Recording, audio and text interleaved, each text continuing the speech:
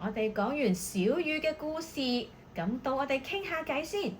你呢，之前有冇試過唔見嘢啊？最後點解決呢？唔見咗媽咪買俾我嘅公仔。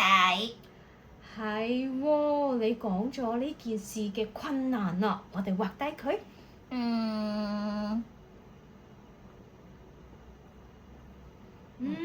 嗰時你嘅感受係點㗎？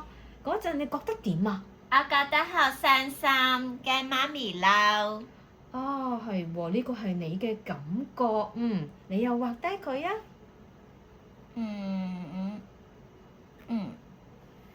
之後呢？咁之後你點做啊？同爸爸揾咗好耐。呢個係你哋嘅行動，我哋又畫低佢。